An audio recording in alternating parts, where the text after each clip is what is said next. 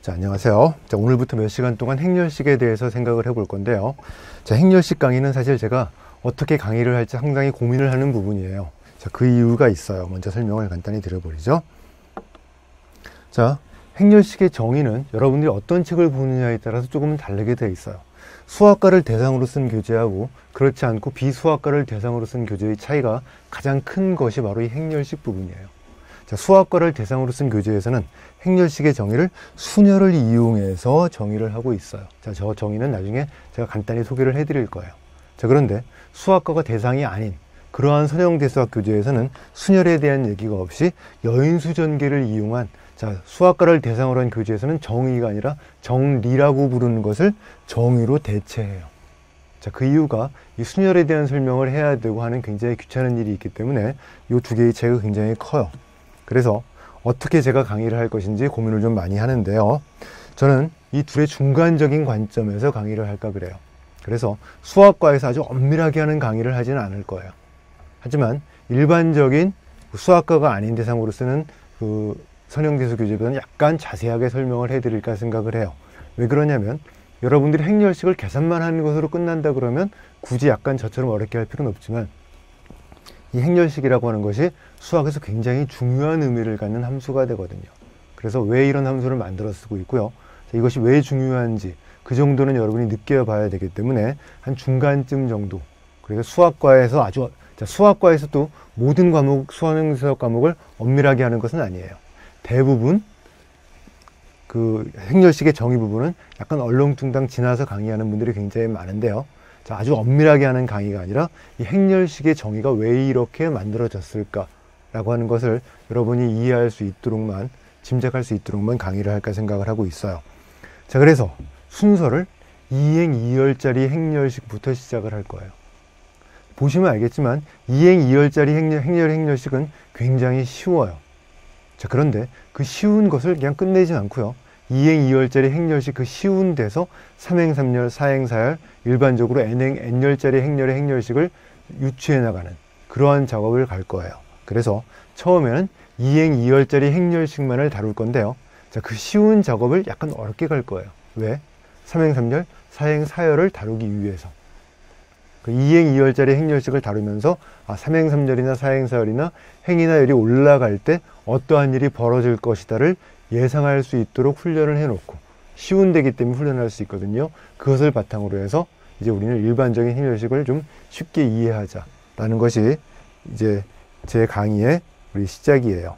그래서 시작을 할 건데요. 자, 행렬식의 강의의 시작은 3강에서 우리가 다뤘던 3.12에서 시작을 할 거예요. 자, 3.12 정리를 한번 봅시다. 자, 2행 2열짜리 행렬이 정칙 행렬일 필요 충분 조건과 역행렬을 구하는 작업을 했죠. A, B, C라고 하는 2행 2열짜리 행렬이 주어졌어요. 이것이 역행렬이 존재할 정칙 행렬이 될 필요 충분 조건이 AD 빼기 BC라고 하는 요 숫자가 0이 아닌 것이고요. 우리 역행렬을 구하면 이것이 역행렬이 된다라는 것을 정리 3.12에서 우리 얘기를 했어요. 자, 증명하는 방법은 간단했죠. A와 단위 행렬을 한꺼번에 쓴 다음에 기본 행렬선을 통해서 이 A를 단위 행렬로 고치는 동안 단위 행렬은 A 역행렬로 고쳐진다. 그 작업을 했더니 우리 A 역행렬이 이렇게 만들어진다. 자, 이게 존재하려면 분모가 0이 아니어야 한다. 이렇게 우리가 진행을 했어요. 자, 그런데 여러분들이 이미 공부를 해봐서 알겠지만 꼭 우리가 역행렬을 꼭 구해야 할 필요가 있겠느냐라는 것이에요. 역행렬을 꼭 구하지 않고도 우리는 굉장히 많은 말을 할 수 있어요. 그냥 정칙 행렬이다, 역행렬이 존재한다라는 것만으로도 굉장히 많은 동치인 명제를 지난 시간에 찾아냈죠. 그래서 이제 우리는 역행렬을 꼭 구할 필요가 없이 정칙성, 다시 말해서 역행렬이 존재한다, 존재하지 않는다만 판단해야 된다면, 판단할 수만 있으면 된다면, 자, 그렇다면 어떻게 할 것이냐요. 자, 이제 이건 필요 없죠. 역행렬은 필요 없어요. 필요한 건 무엇이죠? 요 역행렬이 존재할 필요 충분 조건만 남게 되겠죠. 자, 그것을 이제 9장의 첫 번째 정리 9.1로부터 시작을 할 거예요. 자, 이제 우리 목표는 n행 n열짜리 정사각 행렬이 주어졌어요. 역행렬을 구하는 것이 목적이 아니라 역행렬이 존재하는가 존재하지 않는가만 판단해 볼 거예요. 자, 물론 지난 시간에 우리가 공부했던 굉장히 많은 동치인 명제, 예를 들어서 n행 n열짜리 행렬이 주어졌어요. 랭크가 n이면 역행렬이 존재한다 라고 하는 걸 지난 시간에 보였죠. 그래서 그 랭크라고 하는 것을 가지고 보일 수도 있지만 다른 방법으로 또 빠르게 알 수 있는 그런 것을 찾아보자라는 것이 이제 앞으로 남은 몇 시간의 주제가 되어버렸어요. 자, 그래서 가장 쉬운 경우를 봅시다. 가장 쉬운 경우가 일행 일렬짜리예요. 자, 여러분들이 일행 일렬짜리도 행렬이에요. 자, 이제 숫자 하나로 이루어진 행렬. 저 행렬이 정칙 행렬이 되려면 역행렬은 뭐가 되죠? A의 역행렬은 A분의 1이 A 역행렬일 거예요. 곱하면 1이 만들어지니까. 자, A분의 1이 존재하려면 A가 무엇이 아닌 것이다? 0이 아닌 것이다. 그래서 일행 일렬짜리는 정칙 행렬인지 아닌지 판단할 때 굉장히 간단해서 A가 0이냐 0이 아니냐만 따지면 돼요.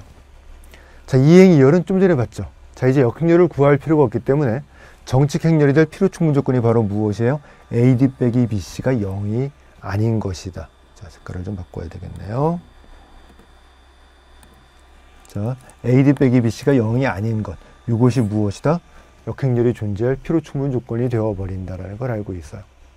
자, 앞에 정리 3.12하고 다른 점은 뭐죠? 역행렬을 구할 필요가 없으니까 역행렬은 언급조차 하지 않는다요.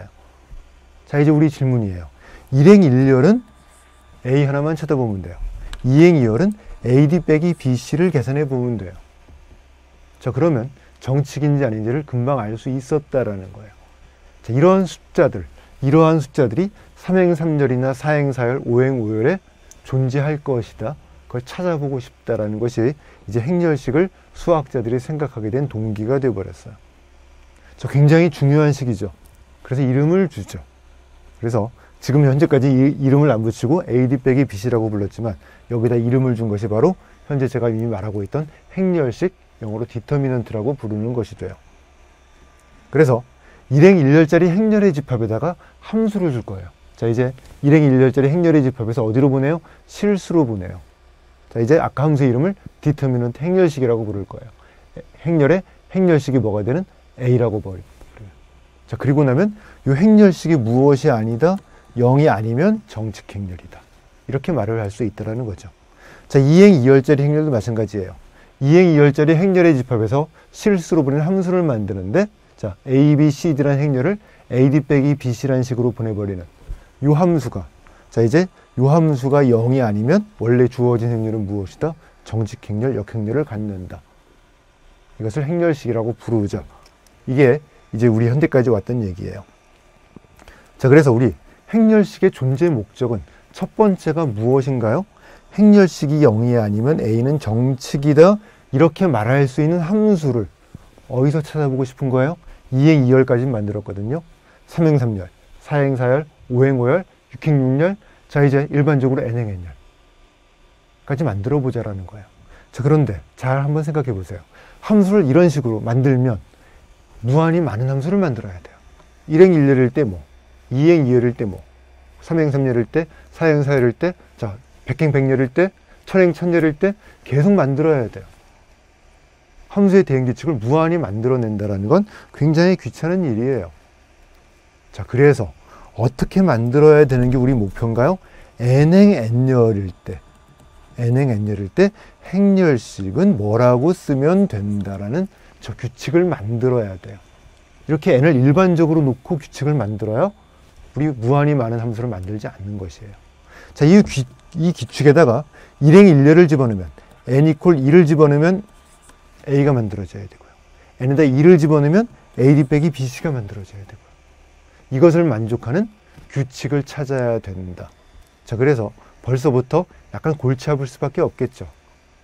자, n이 결정되지 않고 n이 1부터 무한까지 다 움직이는 동안에 모든 행렬에 대해서 저 규칙을 만족하도록 함수를 찾아야 된다는 것이에요. 그래서 이 행렬식의 정의를 엄밀하게 공부하는 건 상당히 힘든 일이에요. 우린 그렇게 가지 않을 거예요. 자, 그래서 아까도 말씀드렸지만 이제 우리 앞으로 강의 계획을 말씀을 드릴 거예요. 자, 우리 목표는 무엇이냐면 n행 n절짜리 행렬에서 실수로 보내는 함수를 찾자. 그런데 그 함수가 어떤 성질을 만족하는 거예요? 함수가 0이 아니면 정직행렬이 된다. 정직행렬이라면 함수가 0이 아니다. 이렇게 되는 저 함수를 찾자라는 것이 우리 목표예요. 자, 아까도 말했지만 우리는 일반적으로 n행 n열짜리 행렬의 행렬식의 규칙을 만들어야 되는데, 자, 이제 너무 어렵기 때문에 어떻게 생각할 거예요? 우리가 굉장히 잘 알고 있는 우리 2행 2열짜리는 계산도 쉽죠? AD 빼기 BC를 이용해서 행렬식의 성질을 알아낼 거예요.